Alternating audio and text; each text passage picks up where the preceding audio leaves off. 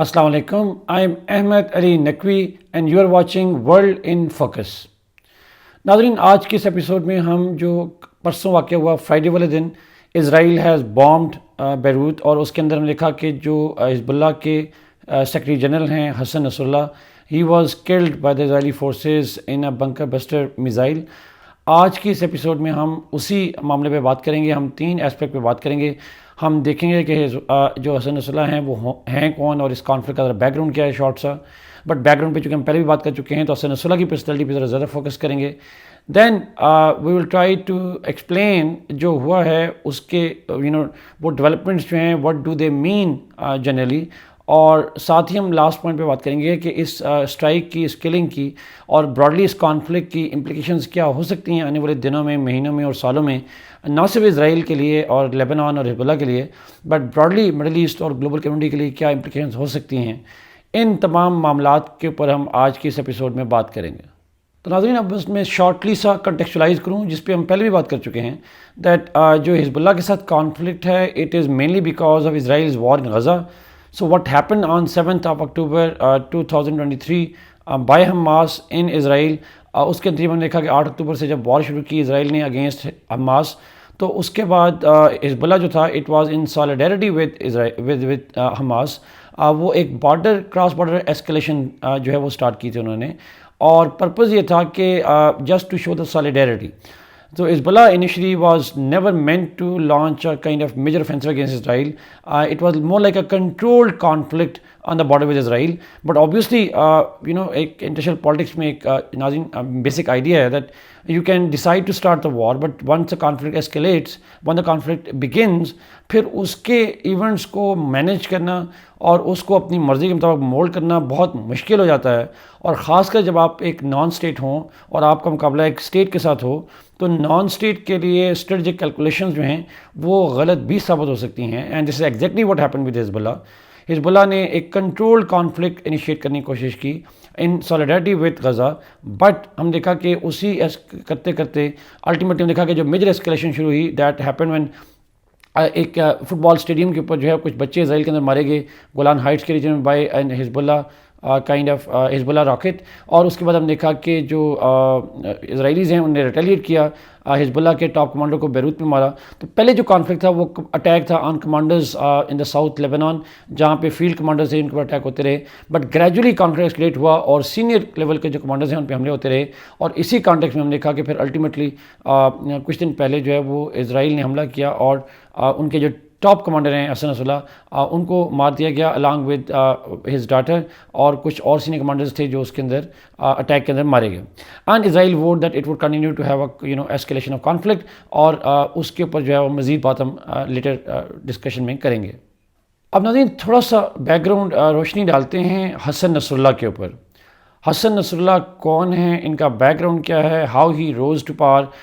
उनकी जो बायोग्राफी है that would give us very interesting insight into why he was so important not just for Hezbollah but also for Iran and the region, और क्यों उनका होना या ना होना अब, why it matters for Middle East and Hezbollah and Iran and others in the reason.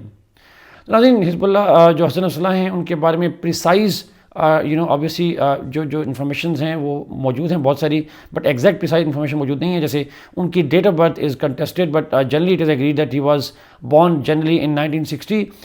उनके जो फादर थे he was a vegetable seller, एक वेंडर थे वेजिटेबल के, local, he belong to that poor family in south of Beirut, जो कि शिया majority reason है और हिजबुल्लाह का गढ़ समझा जाता है बैरूत के अंदर।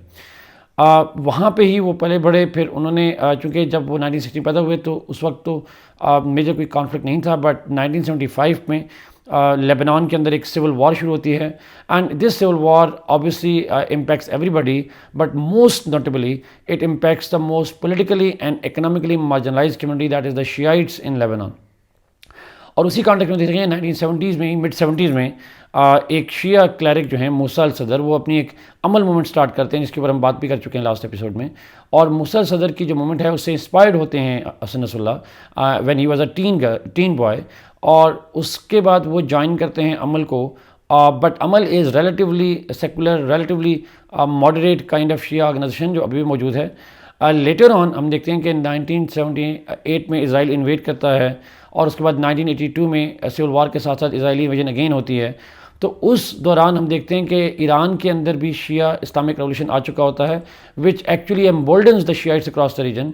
और उसी ईरानियन रेवोल्यूशन से इंस्पायर्ड होके और उसकी सपोर्ट के साथ हम देखते हैं कि डिफरेंट जो शिया ग्रुप्स हैं वो एक ऑर्गेनाइजेशन बनाते हैं इस्लामिक जिहाद के नाम से इन अर्ली 1980s। और उसी Islamic Jihad was a kind of conglomerate of different groups.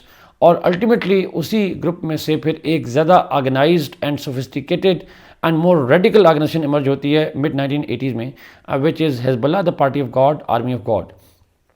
हम नाज़रीन इसी के साथ में देखते हैं कि 1985 में हिजबुल्लाह अपना पहला मैनिफेस्टो पब्लिक करती है।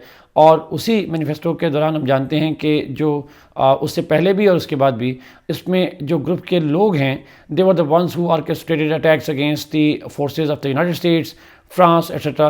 तो इजराइल जो है वो इसके साथ साथ हिजबुल्लाह जो है वो अमेरिकन यानी फॉरेन फोर्सेस को भी अटैक करती है ऑन द लेबनान सॉइल। तो एक टू फ्रंट कॉन्फ्लिक्ट जो है हिजबुल्लाह पार्ट बनती है। एक डोमेस्टिक फ्रंट है सिविल वार का और एक एक्सटर्नल फ्रंट है against Israel, against US, French and others.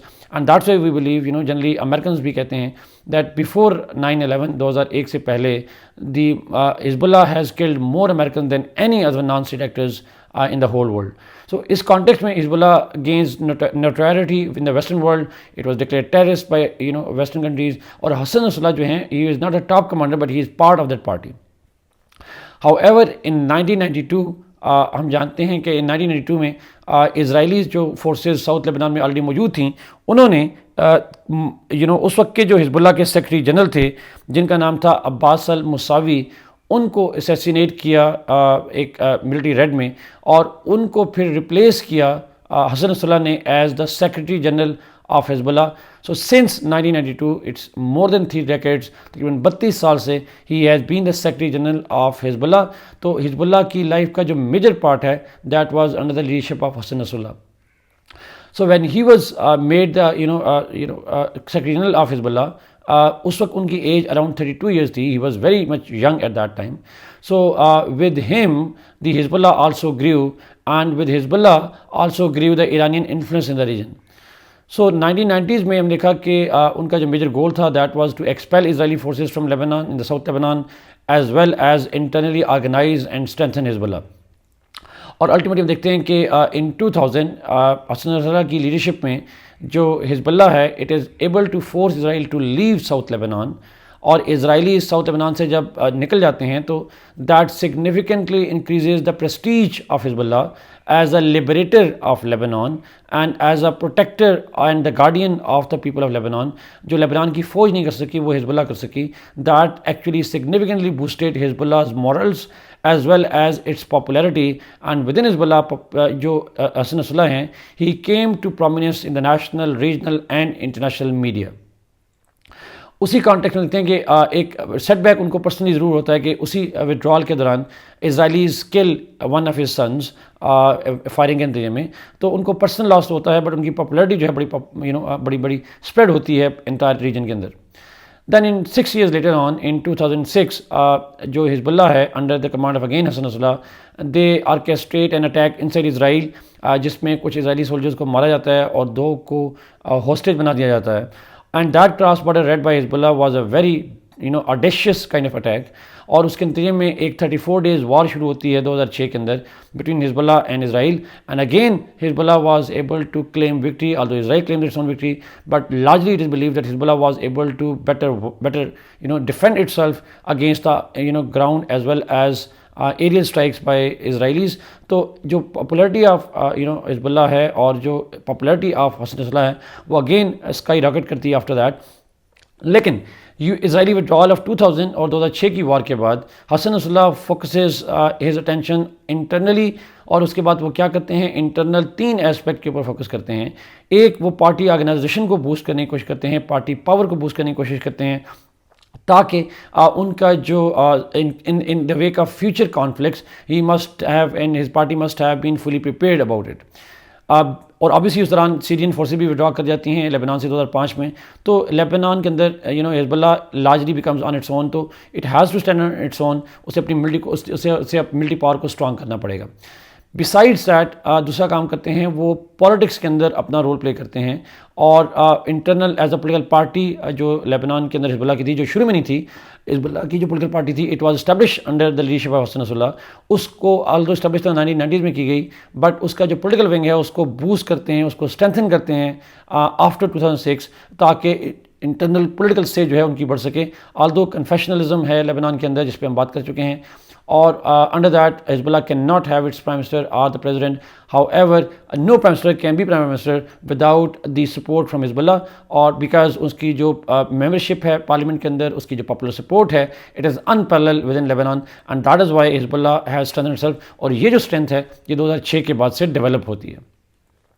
तीसरा काम जो वो करते हैं वो उसके वेलफेयर सिस्टम को एक्सपेंड करते हैं।